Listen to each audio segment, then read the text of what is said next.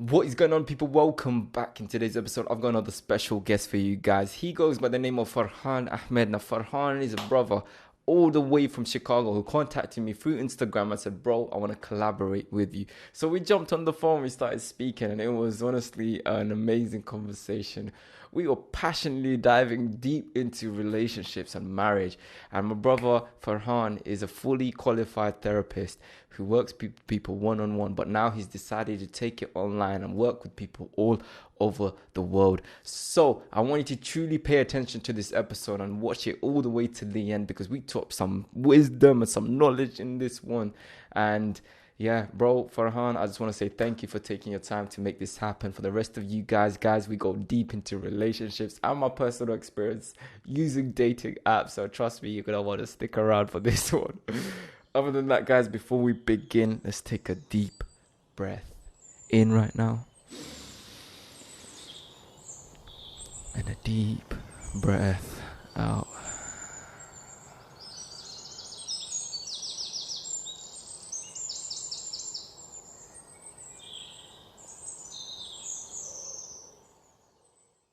All right, how are you doing? I am good, alhamdulillah. How are you? Alhamdulillah, I'm doing well. Just a little tired. What is the time over there? Well, I mean, it's 10 o'clock. It's 10 a.m. in the morning, but I don't know. Just some days, you just feel a little bit more tired than others. But Okay. when I start speaking to you, I'll get energy, and then we'll go from there, inshallah. But just Inshallah. let me fix my hair a little bit. Me too. I was watching your video where where you cut your hair. You're like, what do you think? You're like, well, I don't care. I was like, man, Yeah. honestly, Yeah. it doesn't look bad though.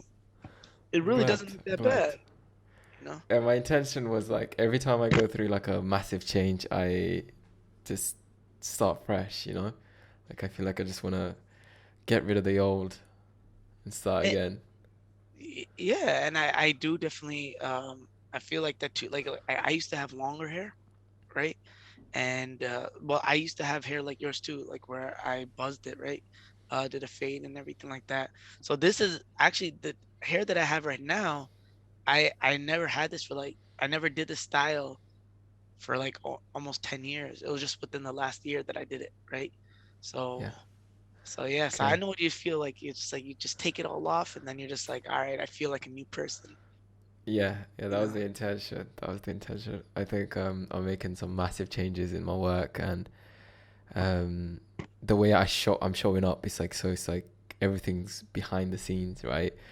Yeah. And yeah, it's like a big moment. I think every time even when I this last year, I think last time I shaved my head or took it off completely was like December, when I was like making that transition into my faith, because Yeah. that was like the last time that I like shedded the old self and then again.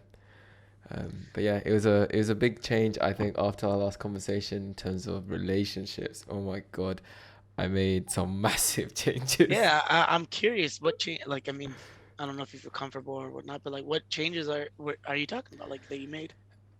So I tried a dating app. You try to do what? Sorry? A dating app, you know, the Oh, apps. Yeah, oh yeah? it was a funny experience actually. But I learned a lot about myself and what Okay. I was actually afraid of, like why I was afraid of trying those. And I first tried like a general app, but I didn't like it because it was like everyone, there was no Muslims there. Yeah, yeah. And it was just generic. So I was just like, okay, I'm gonna go to something specifically more for Muslims. So it's like Musmatch. I don't know if Okay, you heard must of that. match. Yeah. Yeah, yeah, yeah. And Yeah, then, I do. so this was all after our conversation, by the way. I Yeah. was just like, let me give it a shot. And it was actually a pretty cool experience. Like I met some amazing people, but I didn't feel called to take it anywhere. Like I actually closed the app and I deleted everything. And Really? I ended the conversations, and I just told them honestly why. And um, it kind of taught me a lot about myself because of my relationship with myself. So I've noticed like my fear around rejection, my fear around people Mm-hmm. pleasing, my fear around not actually asking for what I wanted. And I just took that as an opportunity to kind of like practice those things to So, mm, go ahead. no, I was kind of curious about like, but I want you to finish your thought about something. Okay. Yeah, it I guess, yeah, no, I could keep going, but I'll let you. No, no, no, go ahead, go ahead. It's uh, interesting. I like to see other people's perspective, you know? okay. Okay. Yeah, it taught me a lot because I felt like, the bio part, writing about Yeah. yourself was like the challenge where I first time I wrote it, I was very expressive in who I am, what I want, and all of this. And as I was going, I was like, let me delete that. Maybe that's a bit too much. Let me fix this. It's like I was going back on myself and like judging myself as if I'm someone Mm. else, and I was trying to make myself more perfect for whoever's out Um, there. And by the end of my experience, it got to a stage where I was just like, no, I'm gonna just. I'd rather get no one than get 5 to 10 people. I'd rather get no one saying yes to this because this is who I am. And yeah, it kind of taught me about my relationship with myself and what do I actually want, um, and what is important for me. Not just, oh, this is cool, this is okay. And I did talk to a few people, but it was like when it was no mutual connect, like there was nothing compatible towards both of us. I found myself either I had to make a difficult decision and say this isn't it for me, so I'm gonna just stop the conversation here, or do I keep it? Like a part of me wanted to keep it going just for the sake of the connection. yeah. Um, so yeah, go ahead. Let me hear your No, thoughts. that's very interesting that you said that, right? Like I had a friend that came about 2 weeks ago, right? And this guy, he recently got divorced. And so then what he did was that he had mismatch and all these like Minder. You ever heard of Minder? No, I haven't. So Minder is the Muslim version of Tinder, right? Okay. Yeah, so they Minder, right? So he Yeah. had that, and he had all these dating apps, and he would just keep every single. I met him, he was like swiping right, all the whole time and whatnot. And so then like he actually had a couple of dates, but by the end of it, like the weekend, right? He was like, yeah, I don't know, like he's like, I don't want to go through this process again, right? Like these dating apps, and I was like, why not? And he was like, I just want to go more of the like traditional route. Like if you know somebody, hook me up because I guess he had like somewhat of a similar experience as you, right? He was like, he just doesn't feel like he could find the right person through these apps, right? Which I mean, like, it's kind of funny because like people like me who are already married, and like my friends, we joke about around about it. We're like, oh man, if these apps were around before I got married, man, it'd be so much fun, right? But I guess like it depends what your intention is. Like I mean, I guess these apps are really good. I mean, don't get me wrong. I know people that actually find their spouses through these apps, right? Like I found my wife actually through have you ever heard of Shadi.com? Yeah. Yeah. Yeah, so in Shadi.com wasn't as big as what it was in like 2009, 2008, right? So actually I found my wife through Shadi.com, and I never thought I would, right? But like at that time, I mean, I just I really wanted to get married. I kept telling my mom, look for somebody, and she'd make like all these excuses and whatnot. So I said, you know what? I gotta find my own person. And I signed up for this Shadi.com. There was no other matrimonial websites that I knew of at that time, right? And so actually, alhamdulillah, I found my wife through there, right?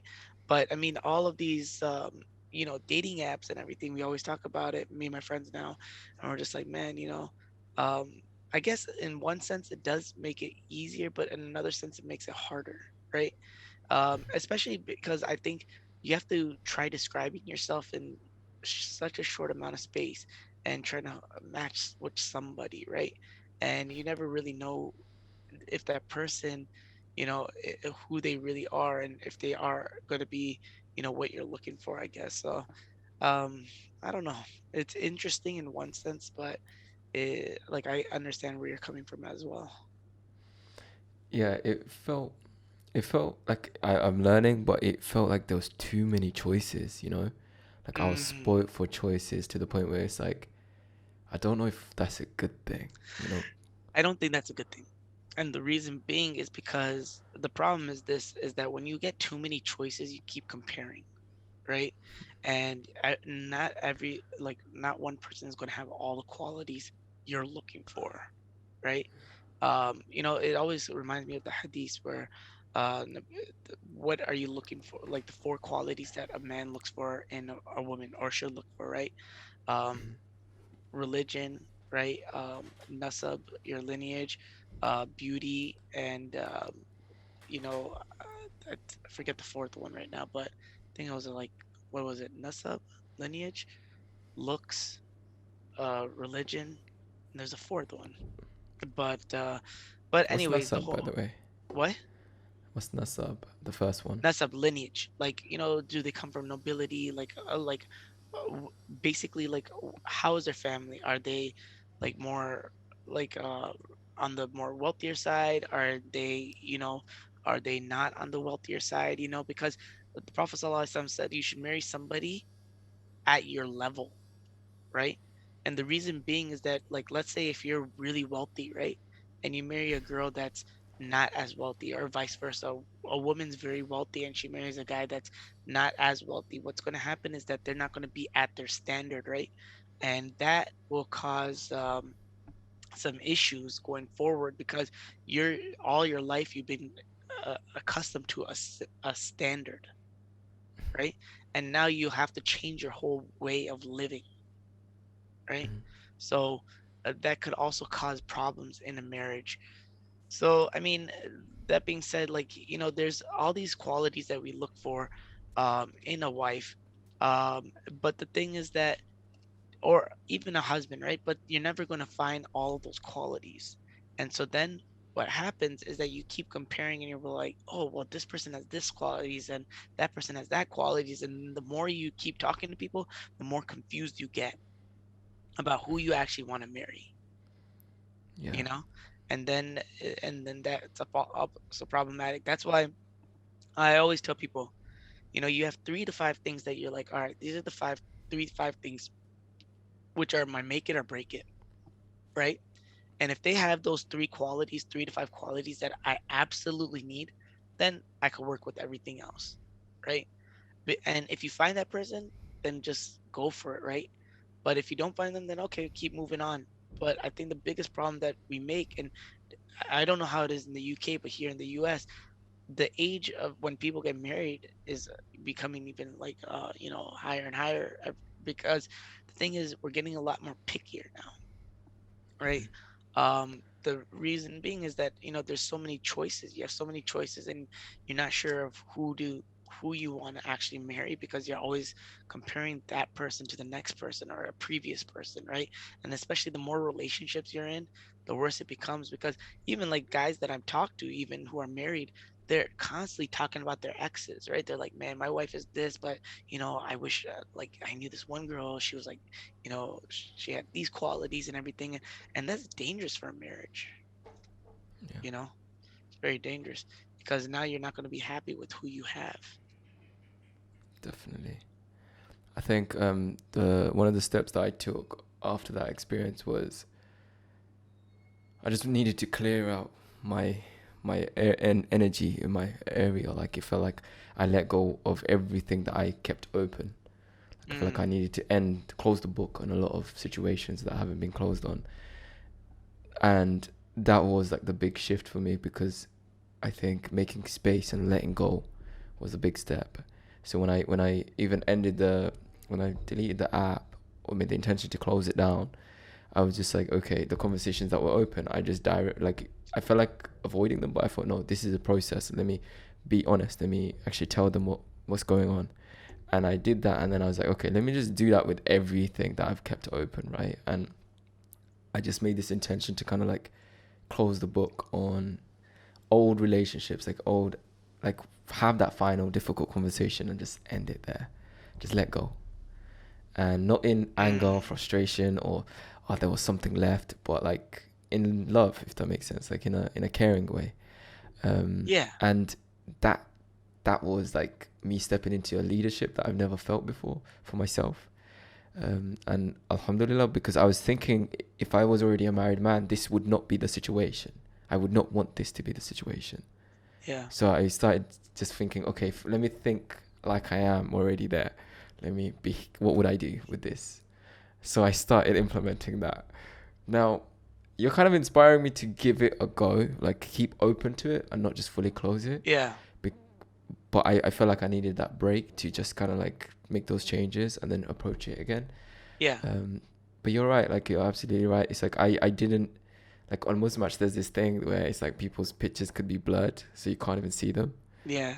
So I didn't rely on pictures at all. For me, it was like, what have they written, right? What were they Mm. saying? Because some people were like, oh, message me. I was just like, no. Well, Oh some man. people will actually take time and talk about themselves, so you get to understand their character. Yeah. And You know that yeah, it's very interesting that you say that. So there's these new shows that are coming out on Netflix, right? I mean, um, you watch Netflix at all? yeah, So there's this show that came out. It's called Blind Date or something like that. I don't know what it's called, but the whole concept behind it is that, they're trying to find their spouse behind a screen, right? So you're okay, not, so you gotta get to know the person and pick that person by their personality rather than being able to see them. Because a lot of times what happens is that we judge people first. I mean, obviously, and I don't think it's wrong either, but because you got to be attracted, but it's by their looks, right? And if they might have an amazing personality, but you'll never get to know them because you're not attracted to them, right? So now here's a screen, you talk to them, you get to know them, and at the end of it, what will happen is that, then you pick that person, and then you go like you, then the rest of the show keeps going on, right? Where like they start living together, they start getting to know each other, and then you see how the personality changes. You see how the relationships change because after they start seeing each other, they were, some of them, they like each other even more because they're attracted, and some of them they start becoming like jerks and start like not liking that person after all that work they put in because they're like, oh man, I'm not attracted to them. So it's pretty interesting. yeah. I have seen that show actually. Yeah. It definitely is interesting because it's like you learn about human psychology and it makes you reflect on yourself, a lot. Because you ask yourself, what would I do in this situation? How would I be in that situation? And I think that's such a powerful thing. And it's like what you said, it's like we have to give people a chance to actually know them for who they are, not just what they Yeah. look like, right? Yeah. And like many people I've kind of like learned like relationships from, like they've always said they've always ended up with the person that they had this ideal person in their head, and then they're always getting with someone like it was committing to someone who they had zero like idea that it would be this kind of person. They would look like this. They would have this. Yeah. Yeah, I mean, the thing is that look, we have this ideal person we want to marry, but there are compromises at the end of the day, right? You're never going to find that. I mean, the reality, in one way, it's sad, but in one way, you got to be realistic at the same time. It's like you're never going to really find that person who fits everything you're looking for, right? But that's not also to be sad about, right? I mean, it's just being realistic that look, you're never going to be that person that exactly fits everything for the person who you marry too, right? And I mean, this goes into a whole nother conversation. If you're not recording, I'll talk about, right? But Yeah. I don't want to like come off as that guy and say some stuff and then get some backlash or whatnot. But it goes back to the whole thing is that why do we have multiple friends, right? Like why do we have all these friends with different personalities? Because we like, there are certain qualities that we see in some people that others don't have, right? And depending on your mood, you feel like hanging out with this person because they have these qualities, and at other times you like to hang out with that person because they have different qualities. So I mean, but you can't. It's rare that you'll find one person who has every single quality you're looking for, and we have to understand that. That's actually very interesting because in the spiritual community, right? They believe there's this like idea that not one person can meet all your needs. So what you do is you try to create a Yeah, community, right? And yeah, you have a community, so you don't just rely on your wife, but you have, if you have a sister, a mother, a brother, you're able to open up different, yeah, like, what would you say, like different forms of receiving certain needs from one person to the other. So you have like a community around you. So it's support. You have the support system. Whereas most of us want that one person in our life to be that everything, right? Exactly. Yeah. It's an anomaly, right? It's like if that happens, like it's interesting because we were having a late night conversation, me and like three other friends yesterday, just on WhatsApp, and we were talking about the concept of finding your best friend when you get married, right? A lot of people say, "Oh, that's my best friend," when they get married, and I mean, alhamdulillah, if you find that person, great, but I want people to know that's an anomaly. Like this whole concept of movies and everything where it's like, oh, I found my best friend and everything, and I don't need anybody else. That's not real life. you know, Yeah, and we have to be real with one another because I think that also leads to a lot of problems. It's because everybody's like, oh, well, I don't have my best friend, and they start searching for somebody else or they're unhappy. Well, if a person, and we see Instagram and we see Facebook and we see all these pictures, couples are posting, all the time with each other and saying, oh, look how happy we are. The truth is, I worry about those people more than I worry about people that don't post, right? Because the reason being is that you're trying to make up for something. I mean, in your life, right? You're yeah, posting the best phases, but you're not posting the reality of what really happens, And I mean, like, look, I mean, there was Jay Cutler, right? I don't know if you, well, so you guys call football, we call football soccer here in America, right? So we yeah, actually have football, um, you know, which is, and so there's this famous athlete called Jay Cutler. He's a quarterback, right? So he married this one lady. I think her name was Kristen something, Kirsten, or I don't know, Kristen or something like that. But she was. You ever heard of the show The Hills? Well, it was a show here in the U.S., right? Back yeah, a while back. So she's a famous internet. She's a famous like you know celebrity, right? She's not that famous, but she's famous, right? And they would have a television show where they would follow them around, all these couples around, right? I mean, and just not her. Look at all the reality shows that where they follow the couples around. What happens after a few years? During the whole show, they look all happy, everything's great, all they're having this great life. What happens? They all end up divorced, right? So everybody's putting up these like fake moments in there. I mean, I'm not saying fake, forgive me for saying that, but like, these moments like, oh, look how great we are, look how happy we are. And then those people that are just scrolling through, they're thinking like, oh man, look, they found their best friend. Why? And then they look at their spouse and they're like, well, why don't we ever do anything like that? How come you're not my best friend like these people? But I mean, that's off. I mean, for the most part, it's not real life, you know? So I don't think you necessarily you have to find your best friend, right? Through your spouse. You need to find somebody you're compatible with and that you get your needs from, right? And that's why we do have the concept of friends, right? And we have and like my guy friends are not going to fulfill the same needs as my wife, right? And vice versa. Everybody has their part to play and the role to play. 100%. I think breaking that idea of what society and media and movies have taught us what is a real relationship is the key here. Like now when I watch like anything on Netflix, even like movies especially, like I quickly remind myself, okay, this is one part of it, one part of life. There's a whole other part of yeah, life. yeah. And I think it's like I would love to talk more about that. It's like because we've been literally programmed, like with movies. Like I don't know if you watch Notebook, Oh how yeah, they would. I'm not gonna lie, man. Notebook was one of my favorite movies. Like Notebook was like, man, it got you in the feels, right? Like afterwards, like, yeah, yeah, I ain't crying like onions. Somebody cutting the onions over here,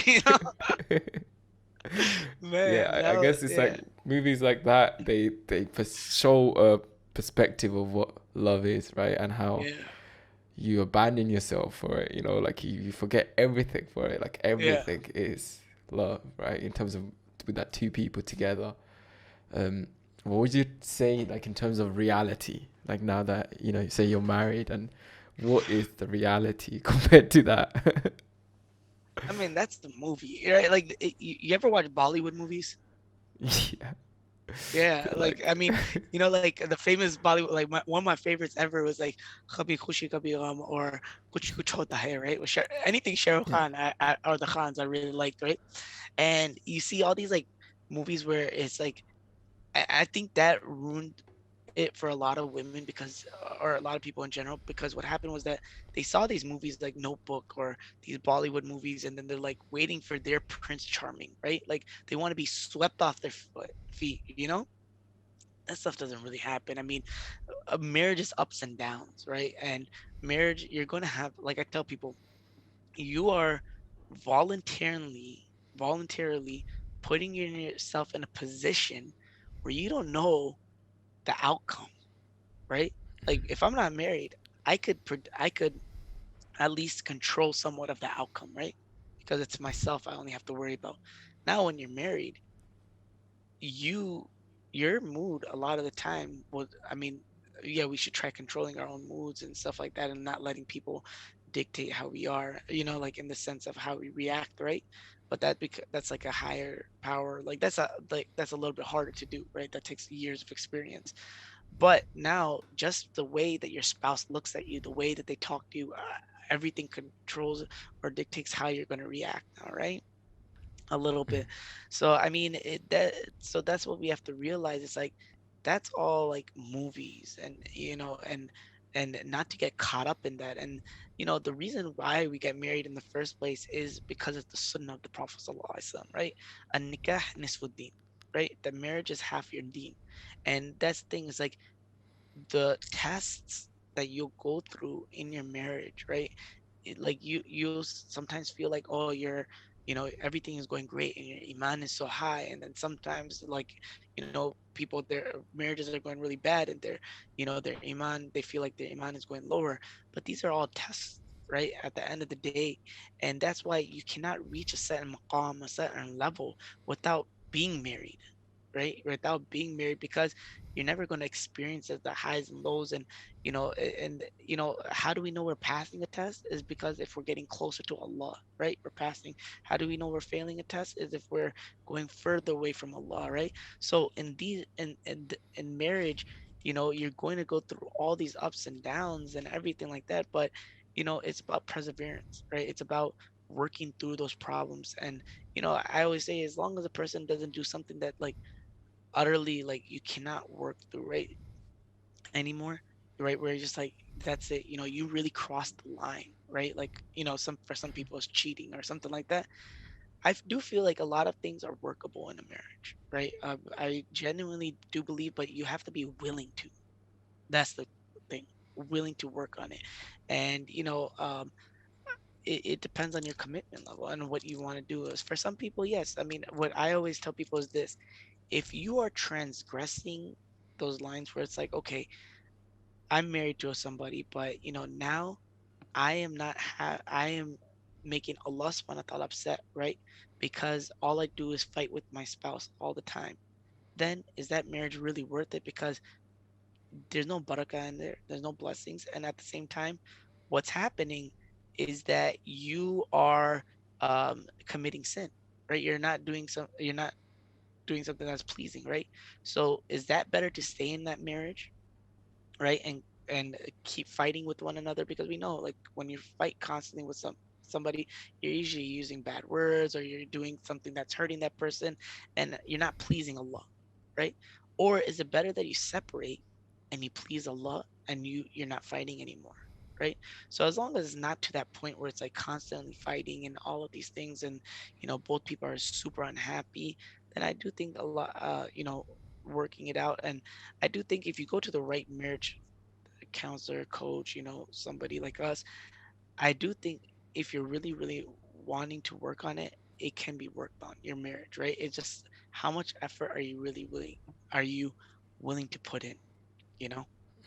And I guess so. yeah.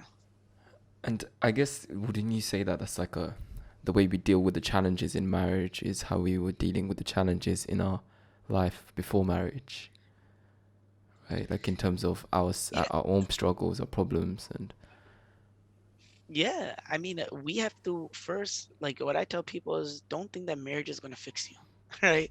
Fix yourself before you get into a marriage because you're only adding complications, right?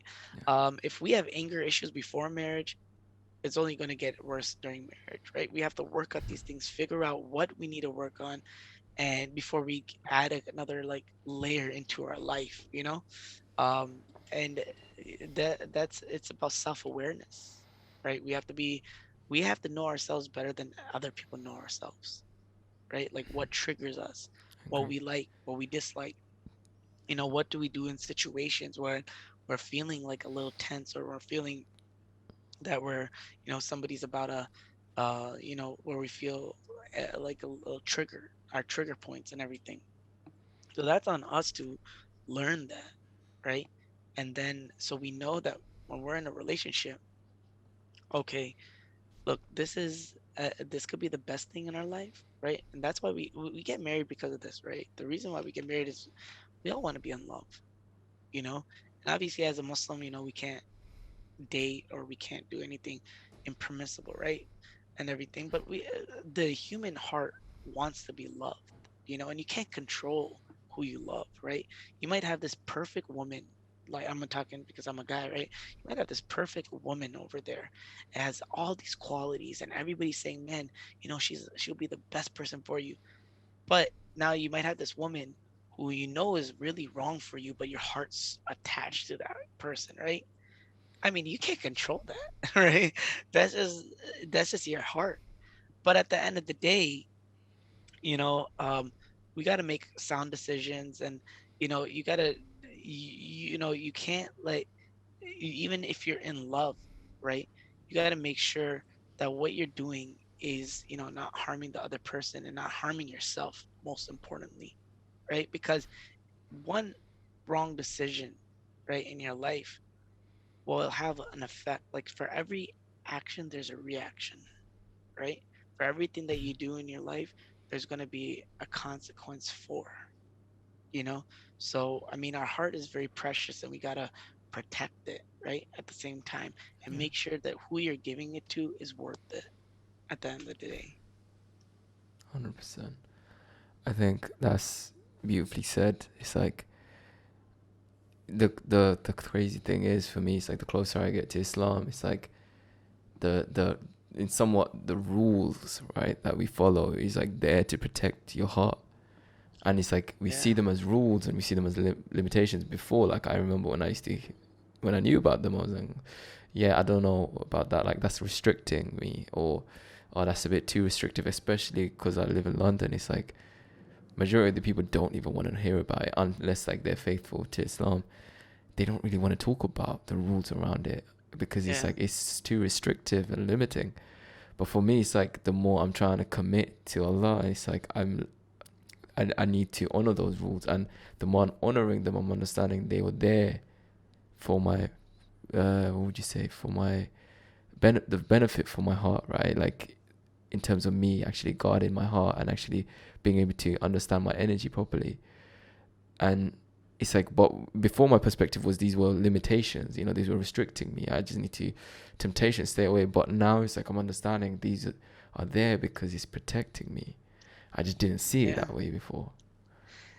No, that's very true. See what happened, like especially in divorce cases, when we deal with people that are, going through marital issues, I can't tell you how many people, like even if they were like religious, they lose their faith, or they not lose their faith, but like, they stop doing a lot of the things, Islamically, right? Like they'll stop praying, or they'll stop, like they'll have like their iman level like really dip, and your spouse, I mean, it should at the in reality, whatever my spouse does to me should not dictate how I worship Allah, right? Yeah.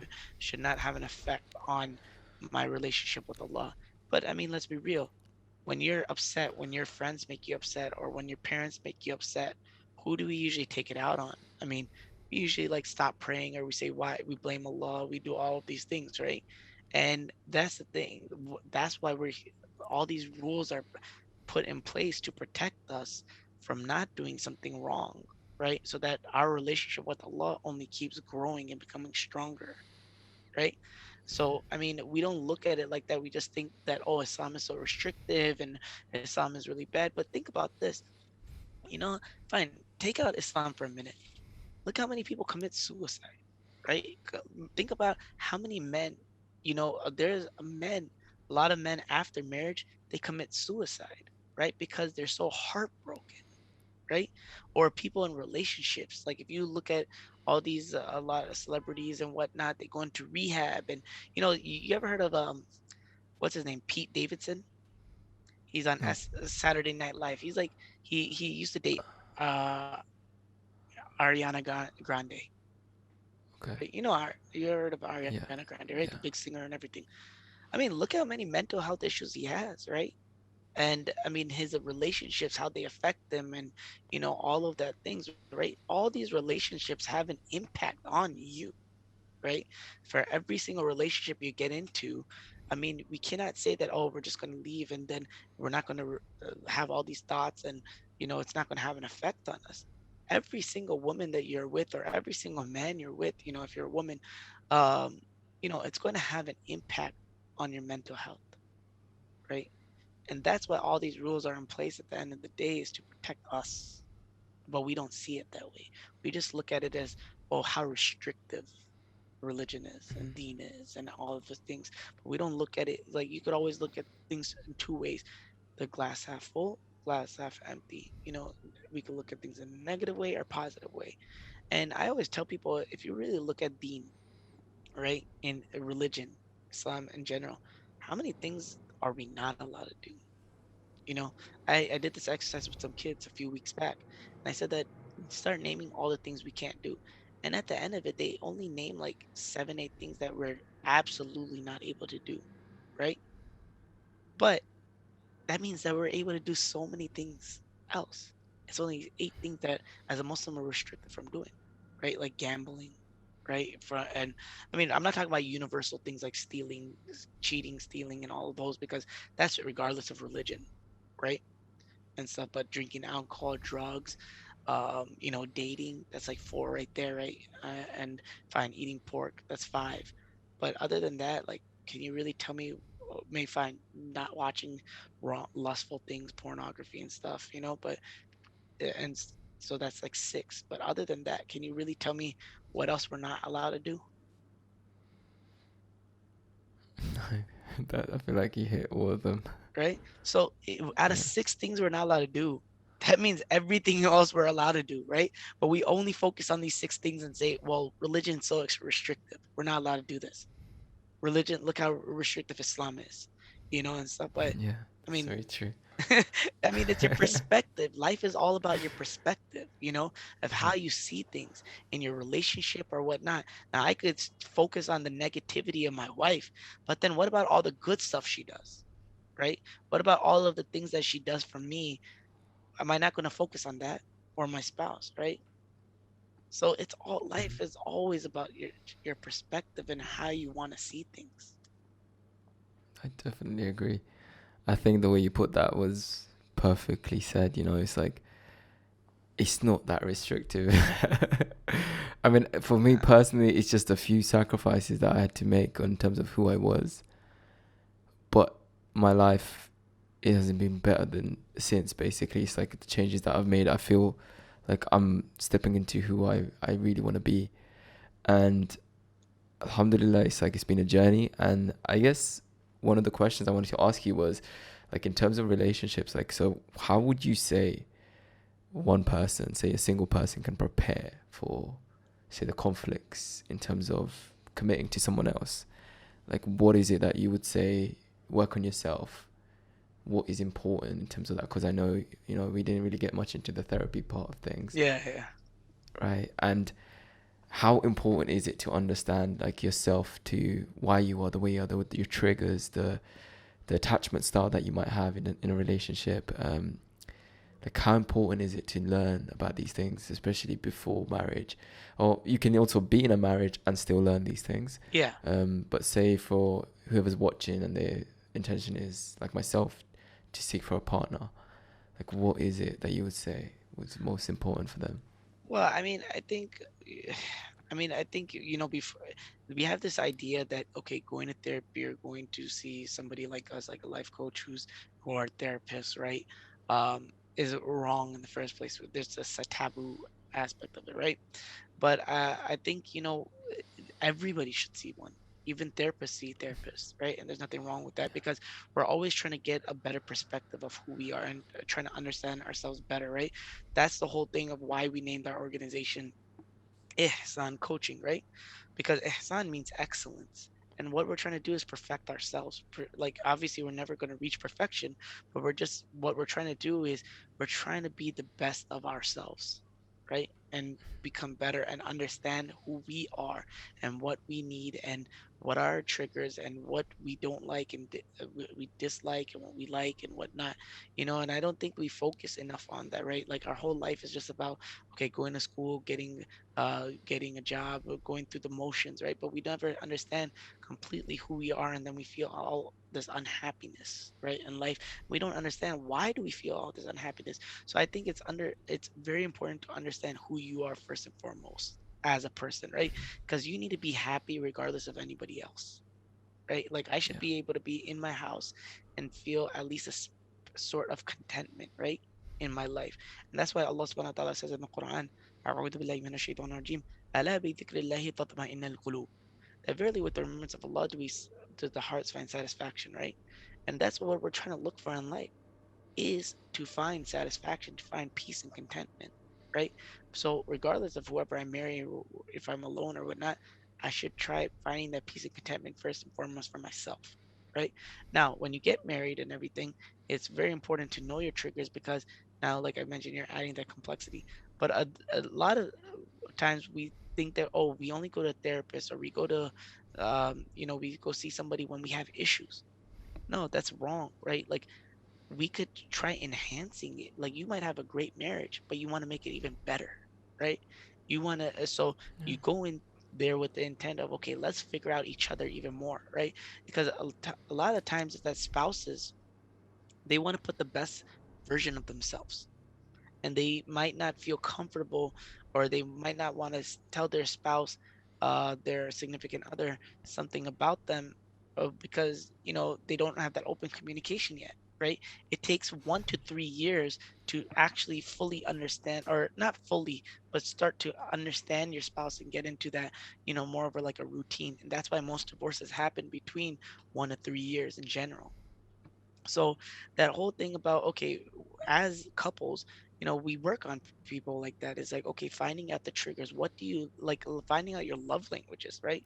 We want to know what is your love language, and so that if you're upset, okay, if it is it acts, is it affirmation, words of affirmation, is it physical touch, is it gifts, is it, what is it? So that if your spouse is feeling down, if your spouse is not happy, well, now I know what you want, right? And I know what I could do to uplift your mood, because if your spouse is happy, you're going to be happy. If your spouse is not uh, too great, I mean, we're human beings, then you're not going to be doing too great, right?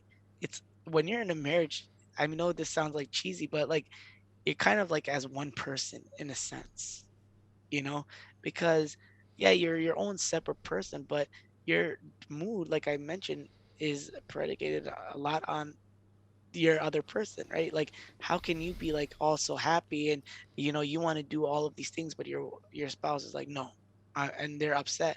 Then you're gonna be like, why are you always like that? What's wrong with you? Like, why can't you just be happy? Why can't you smile? Why can't you do all of these things? So it's about knowing your significant other, their ups and their downs, and what you could do at those moments and everything. So I mean, that's that what I would say is like really important. And you're never going to figure out everything completely, right? It's through time, but we got to give that time to learn it. Yeah, definitely. I think what you said there was perfect, because it's like we shouldn't just wait till the problems arise to Yeah. become even better. Like in terms of Ihsan, when you said excellence, it's like naturally it's like we should seek for ways to improve our lives, right? Hmm. And it's actually very powerful. It's like I think it even connects to like healing or prayer. It's like not to just pray when you feel like you need help, but when things are really good, right? Yeah. And the whole healing, not when, or you seek to heal yourself when you're suffering, but actually when things are really good, double down on the healing, like internally, and actually get to actually process some of the stuff that you would struggle to process when you're down in the dumps. So yeah, I definitely agree with what you said. And it's like, you know, you mentioned that you've worked with couples. Yes. Yeah, I work can with tell us more about individuals, that. couples.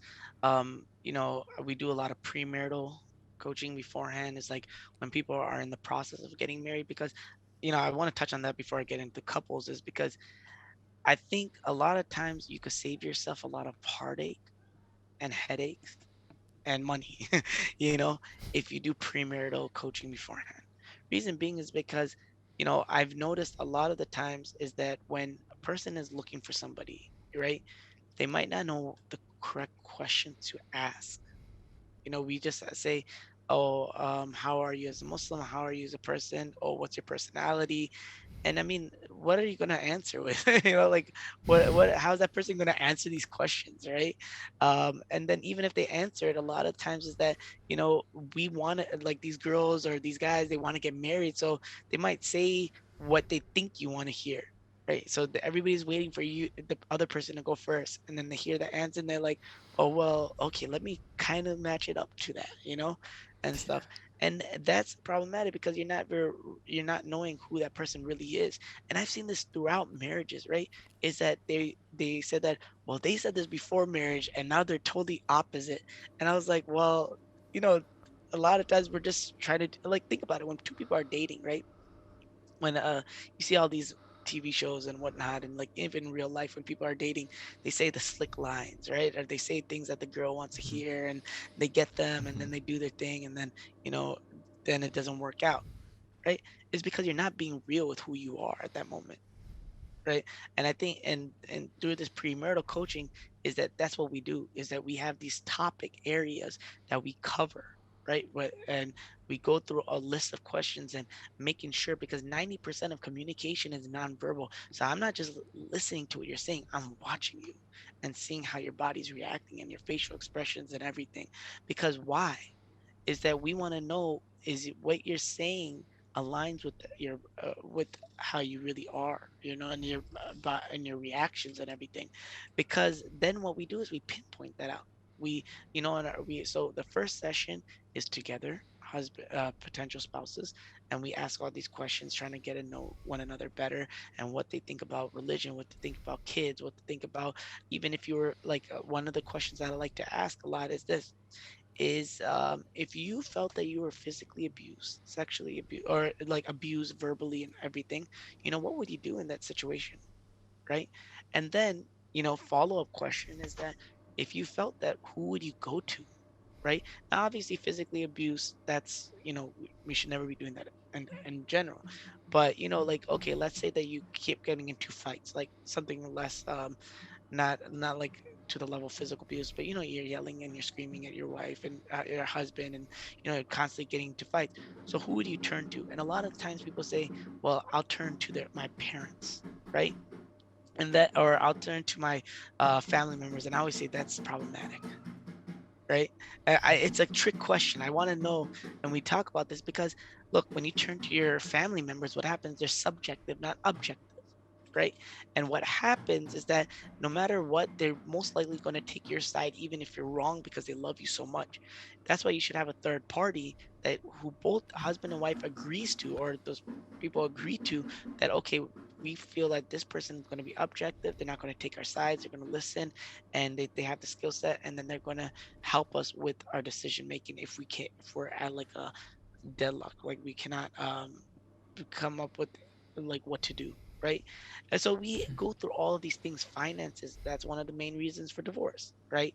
And then, so we go through all of these things, get all this information, and then session 2 and 3 are with each person alone.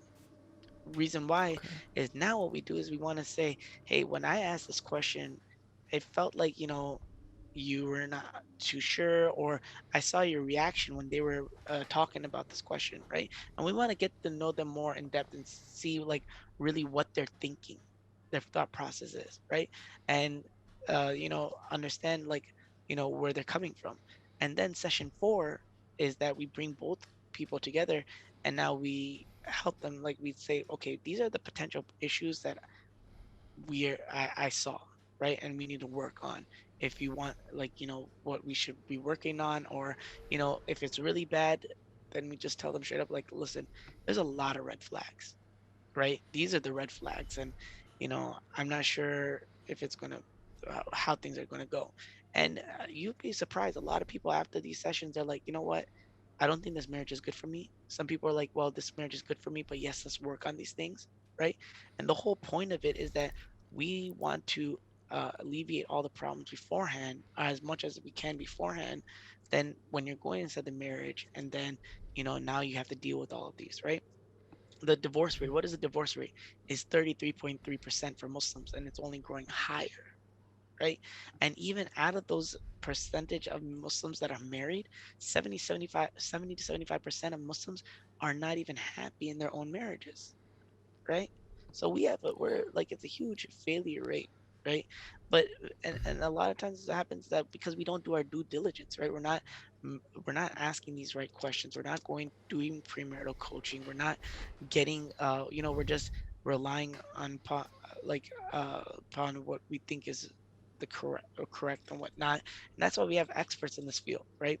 And now segueing into the whole couples thing, like we do a lot of couples coaching and marital coaching. It's kind of like people might be familiar with marital therapy or marital or couples therapy, right? It's basically the same thing. um, just a little bit about my background. I have my master's in clinical mental health counseling. We have other team members at our organization that have similar backgrounds, either in clinical psychology, clinical mental health counseling, or clinical social work. So we're all like experts in our field, or we studied, right? And in couples coaching, right, or marital coaching, whatever you want to call it, is we deal a lot of. I feel like we try understanding where both people are coming first, right? But it's a lot of communication issues. That's what There's a Dr. John Gottman. Okay, he's the leading marital therapist in the entire world, right? If you don't know him, then you don't really know. You can't be doing this work. Let's put it that way, right? And so then Yeah, he I know who talked. it is. Yeah. So he talks about that. He did a case study.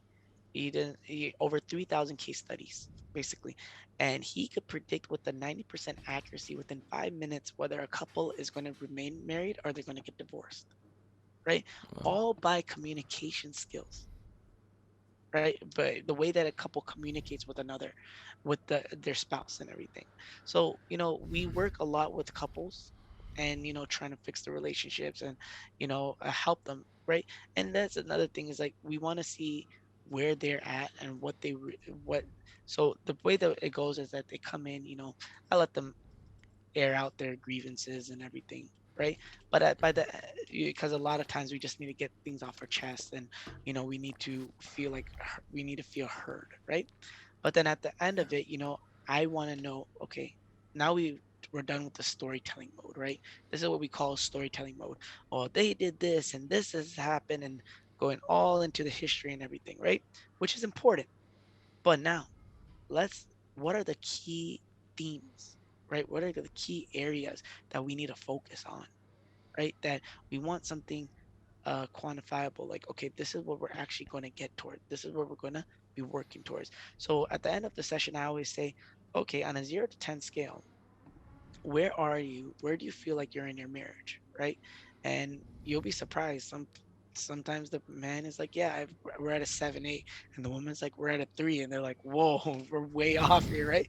But the reason being is, like, after 4 sessions, after 5 sessions, or whatever, however long, we want to know, did any of this work? Like, is the needle moving, right? Because now we could say, well, you were at a 3, but now you're at a 5, so things are getting better, right? Because we, like I said, we focus on the negative a lot, and that's why we do that. And then we identify those areas, right, where we need to work on, and then in the following sessions, we focus on one area at a time, one topic at a time, and that's how we do it over here, and alhamdulillah has been very successful. Well, I think hearing that was like That's a lot. You guys are doing amazing work, and I definitely will be like you make an introduction for this episode using your credentials and like just telling people so they can kind of like know what to expect for this episode, because I feel like I want them to get to this part, because there's going to be a lot of people that are going to want to do this work. And I think like what you mentioned in terms of like Dr. Gottman, right? Yeah. The way the idea of sitting there within 5 minutes being able to tell whether these two people will be together or not, I think that tells you a lot. If someone else can do that with you, Yeah. you should try to build that awareness for yourself to understand what is compatible for you, what is for you, and what isn't, right?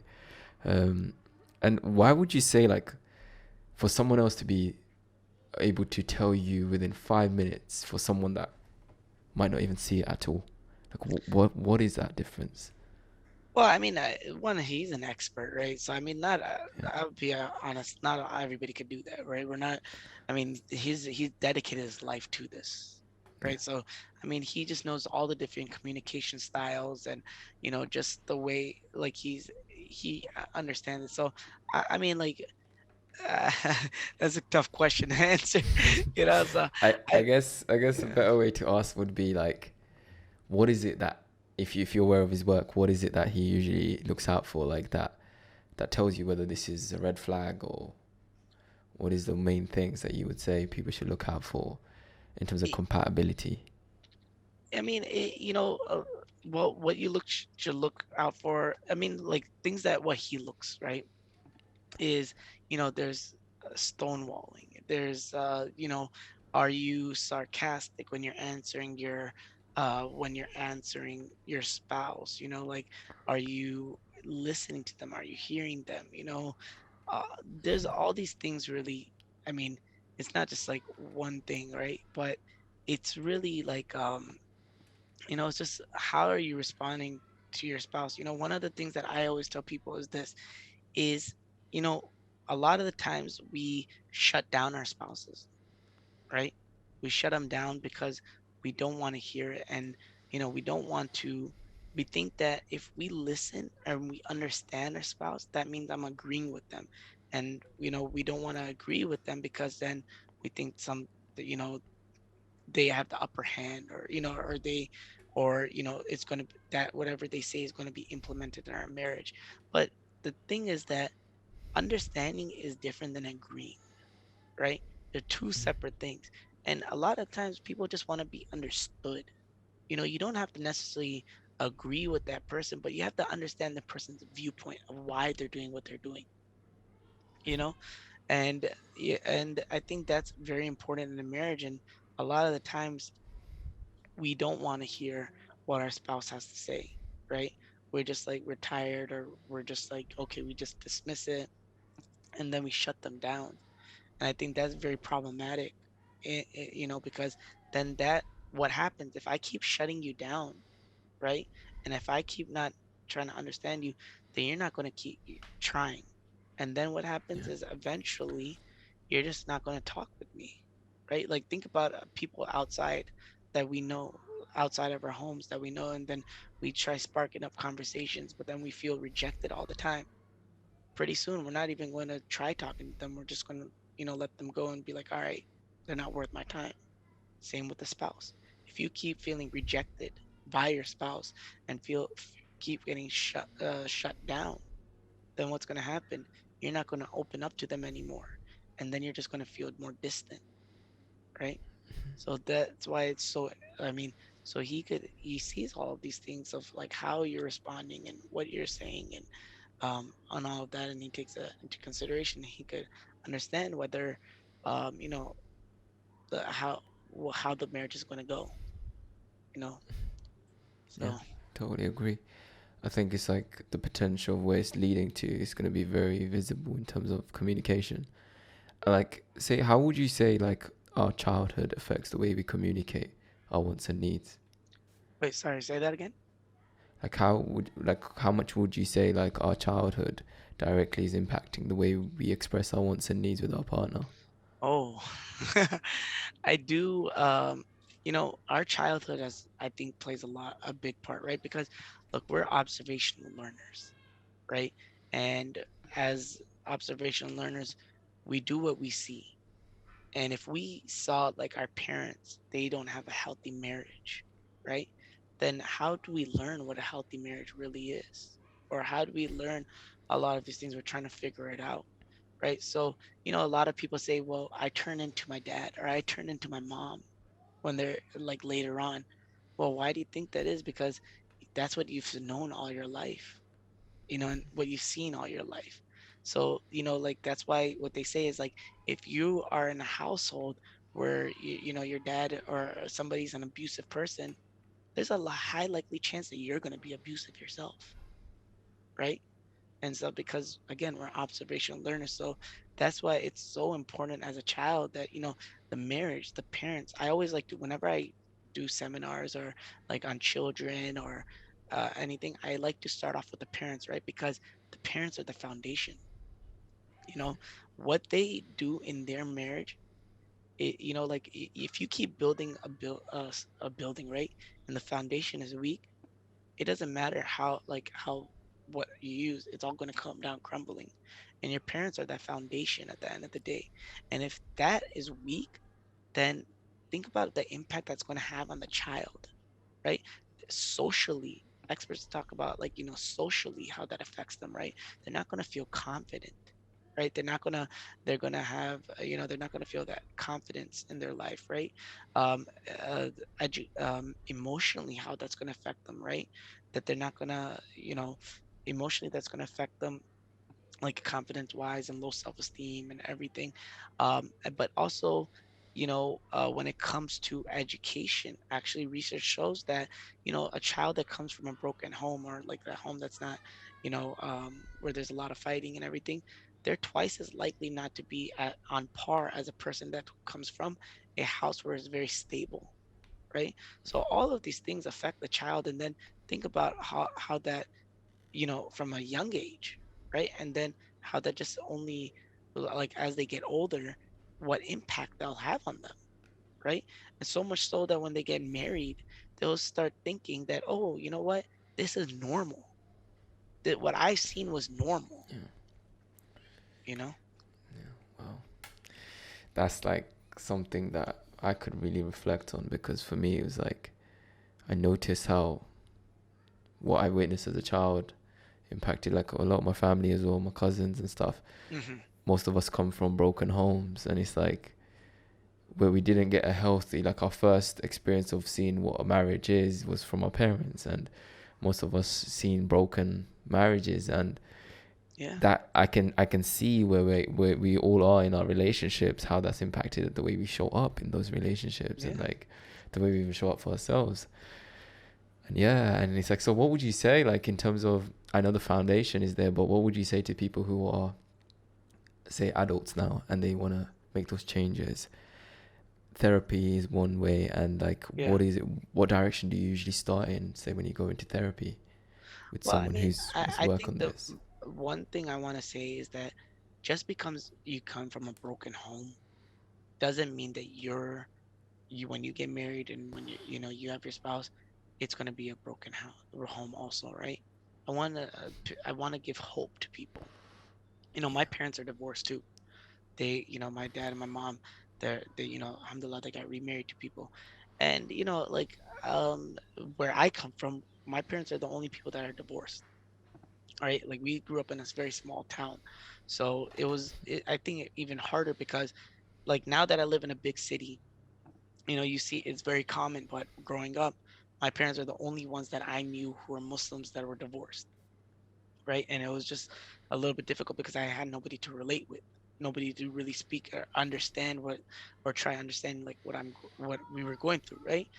But like that propelled me into why I'm here today, is because I wanted to help other people. Like when I tell people that, like clients, especially kids and even adults, that yeah, my parents are divorced, they're literally their mouth drops like, because they feel like nobody could understand them, nobody like understands where they're coming from, right? And that I think is really uh, impactful as being able to relate to somebody else, right? So what I like to start off with is, like if you come from a broken household, right, where your parents are not together or anything, it's let's identify what mistakes that you saw, right? Let's try identifying them, right? Because one thing is that we can learn from history, we can learn from the past, right? Of why things didn't work out. Because a lot of times people say, well, my parents' home are broken or my parents couldn't work, so it's not going to work for me.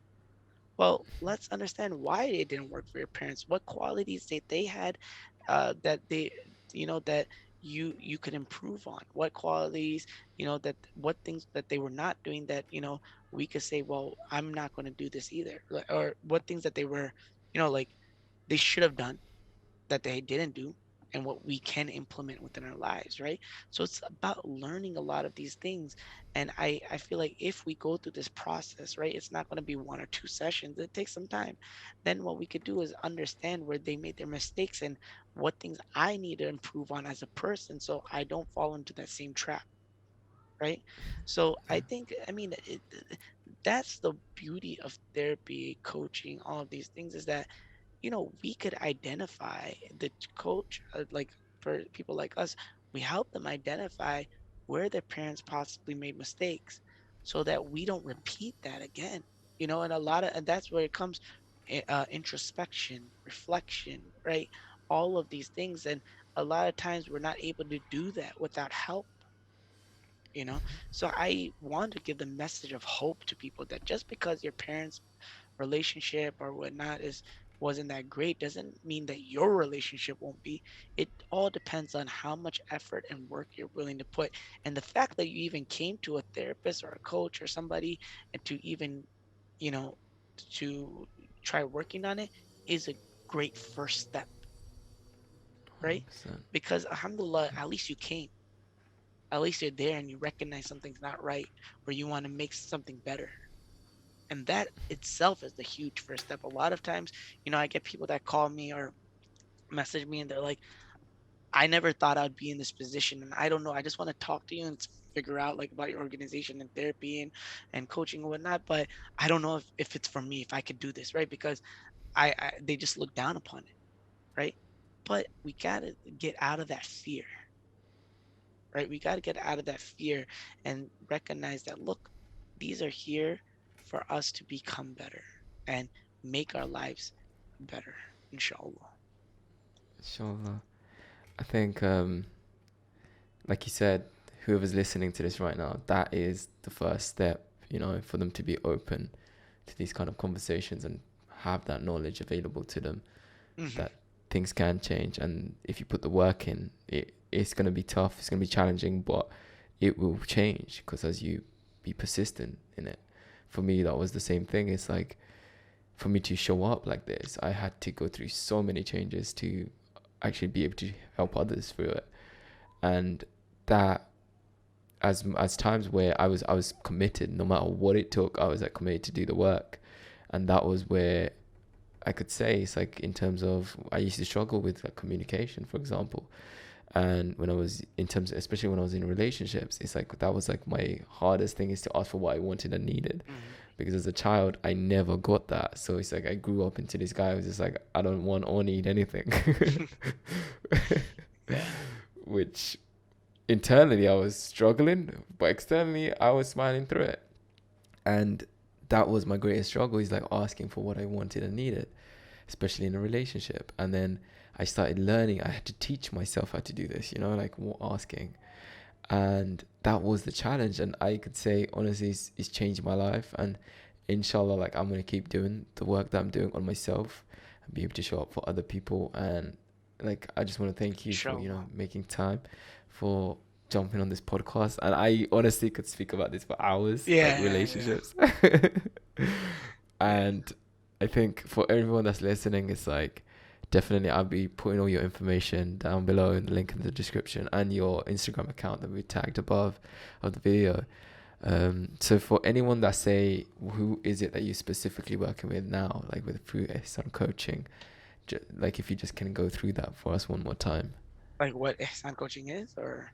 yeah, like in terms of who you're specifically working with and helping through So your coaching. we like I was mentioning earlier is that we went through schooling, we went got our master's degree in clinical psychology, clinical mental health counseling, or clinical social worker, right? So I mean the reason why coaching over therapy is because with coaching we're able to cross state lines. Here in, I don't know how it is in the UK or Canada or wherever in the but in the US, you're when you do therapy you're only able to see people within the state that you live in, right? But coaching is less restrictive, and that you're able to see people with outside of your state lines, right? So that's why we named it Ihsan Coaching over therapy. Now the other thing is that because we have the skill sets, right? We do see people with anxiety who are dealing with anxiety issues, right? People who are dealing with stress, a lot of stress, and managing that, right? We see couples, right? Who are going through marital issues, right? We do premarital, like I talked about earlier today, making sure that spouses, our potential spouses, find the right people, and that they're what they're, that trying to find what they're really looking for. And we also do post-divorce coaching, right? So people that after the relationship has ended, like they got divorced, is picking up the pieces, right? Helping them, you know, um, find out, learn more about themselves, and be able to pick up those pieces and self-care and take care of themselves and move on with their lives, right? And inshallah, hopefully one day get into another relationship which is more fulfilling to you and is right for you, right?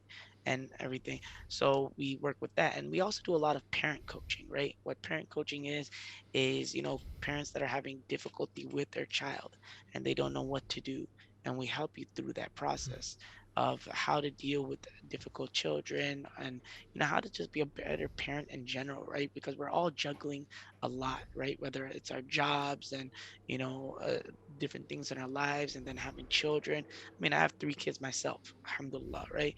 It's not easy, Alhamdulillah. but it's like, okay, how do we give that due time to every single person, and still have time for ourselves, right? Because if you can't take care of yourself, then you can't take care of anybody else. So it's self-care too. So these are a lot of the services that we offer, even general life coaching and career coaching. People that not sure what they want to do in life, and they don't find fulfillment, and there's like soul searching. So we do, these are the services that we offer, right? And we work with individuals and couples all the way from the ages of, I've seen people from the age of 5 all the way to 83. Alhamdulillah. We have myself and a team of 4 other females who are also, licensed therapists, but, acting as coaches. And I just want to make that differentiation, like, because, here in the US, especially, we have to. But, outside, um, and everything is remote. So we do see people from the UK, we do see people from Canada, we do see people from all parts of the world, right? It's just not for people within the US. Alhamdulillah. Okay. Okay. Well, thank you for sharing that. I think that covers quite a lot, and I would say anyone that's listening and curious, just to reach out and just ask, um, to kind of see what it is that they're struggling with, and just communicate with you and speak to you about it. And like you said, you guys are like qualified therapists, so it's like coaches, therapists. Yeah. So we are qualified therapists, but just for because Ihsan Layman's. Coaching, we call ourselves coaches, right? So I know Yeah. that's the thing. It's like people understand that aspect of it. It's a lot of, education and everything. But yeah, so I mean, we are on Facebook, we're on Twitter, we're on Instagram. So, and obviously, do reach out to us through email, whatever way, or social media, however you want to, and ask whatever questions you have, right? There's only 2 people, the Hadith says, that don't learn. It's the arrogant and the arrogant and the shy, right? Okay. Because the arrogant, they think they know everything, and the shy person, you know, they're just too shy to ask. So, you know, ask us any questions you want to ask, right? And we're here to help as whatever way we can, inshallah. Inshallah. Well, I want to thank you so much for the information you shared with us and the great conversation around relationships. I think that inspires me, like as well. Like we're gonna open that up, and hopefully, like I do want to also like have more conversations like this with you, because Yeah. I feel like they would be very helpful for me, especially in my journey as well. And like, yeah, good to kind of like share my relationship journey with you, I think, Hey, because it's a great conversation. I love talking about these topics, you know. So, and I honestly, like, you're a great host, you know. So it's fun, Thank you. you know. It's fun Thank you. to converse with somebody like you. I appreciate that. And thank you for like taking the time to make this happen. And whoever's listening, you know, I'll put all your information down below, and I'll give you a little brief introduction in the beginning of the video. Inshallah. But yeah, I want to thank you, brother, for like doing this, and thank you for inspiring me to actually enjoy those apps and give them a go, Yeah. because probably wouldn't have done it otherwise. Hey, you know, the one thing I do want to say is like, see, when this is the most fun time, to be honest, right? It's because I mean, there's a part of us that's like, oh man, you know, like the whole marriage process and finding somebody. I know it could be very stressful, but enjoy the process. That's what I like to say, right? Yeah. Because after you get married, you can't go be on these apps no more. You know, you can't be doing this stuff anymore, right? So Yeah, I enjoy the agree. I process agree. while it lasts, but you know, don't get too overwhelmed or anything. Yeah, yeah. Like, I guess the reason I'm very cautious and conscious about Yeah, the way I'm spending time on those things is because of the work that I have to do, and like take care of myself, make sure I'm not like escape using that as an escape. yeah, Like just yeah. like swipe, swipe, swipe. I have a Yeah, friend who just recently moved to like he got a job somewhere, right, in this remote Bufu land area. And WhatsApp, and now he's like, man, I've never been on these apps as much as possible, like as much as I am now. And this guy is like, you know, he's never dated, he never did anything, but now he's talking to all sorts of women, right? I was like, yo, you gotta slow down there, man. You know, it's like these apps can be dangerous for you too. I So agree. I agree. It's like because you could easily use that as like an escape, yeah, and that's one thing that I was very conscious of, especially with my time and my energy, because it's like as much as it might be fun to use and like communicate and yeah, experience that, it's like your energy you drain yourself for other yes. parts of your life. And that was probably why I kind of like thought, okay, time to cut this off. So I'll probably make the intention again, and like let's see how it goes. I'll keep you updated. Inshallah. You know, it'll be interesting. Let me know how it goes, inshallah. Definitely, definitely. And thank you again for making this happen. And yeah, I'll speak to you soon, inshallah. All right, take care. All right. Assalamu Assalamu alaikum. alaikum wa rahmatullah. Take care.